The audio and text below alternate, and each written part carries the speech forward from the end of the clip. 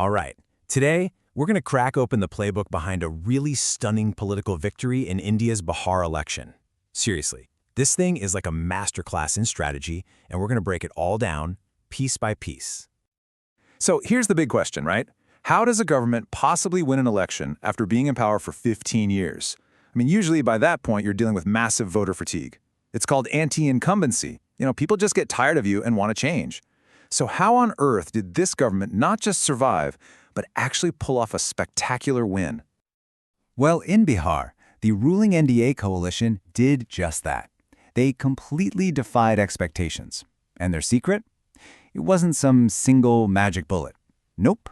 It was a really meticulously crafted playbook. So let's dive in and break down the 3 key strategies that really powered them to victory. Okay, first up in their playbook is what we're calling the well-timed welfare play.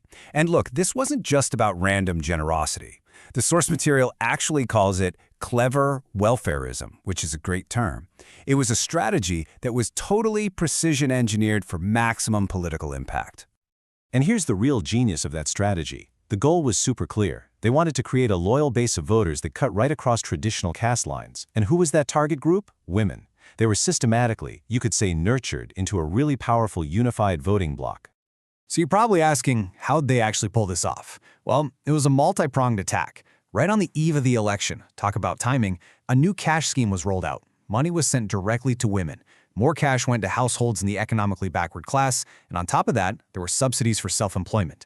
Every single one of these moves was precisely timed and targeted.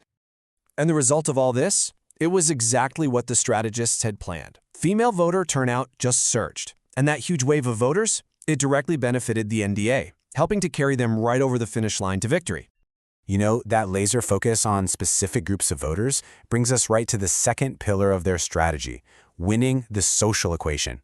The source calls this astute social engineering, which is really just the delicate, tricky art of building a winning coalition of different communities.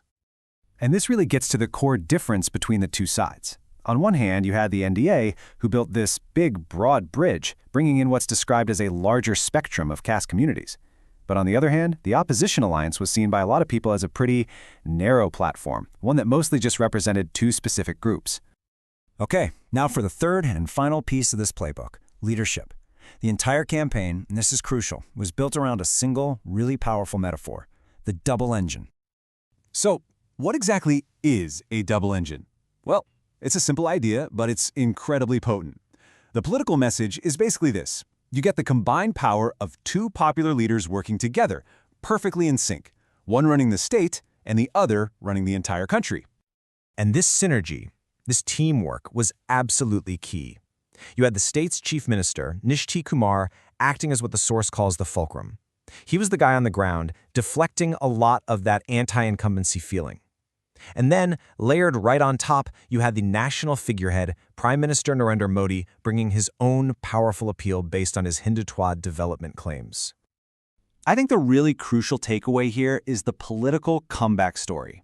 Nitish Kumar, a leader who many people had basically written off as a fading patriarch, came back and proved he was still the absolute indispensable center of Bihar's political world.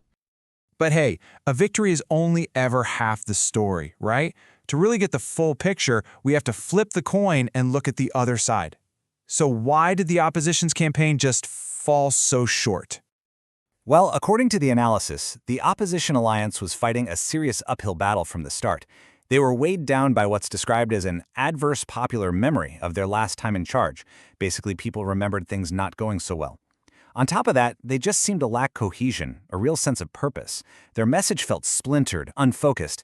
They just weren't functioning as an organic platform. And this quote really just cuts right to the heart of the problem. They couldn't escape the shadow of their own past. They ended up, as it says here, holding the can for the misdeeds and misgovernance of a previous generation of its leaders, and they just never found a way to tell a new story.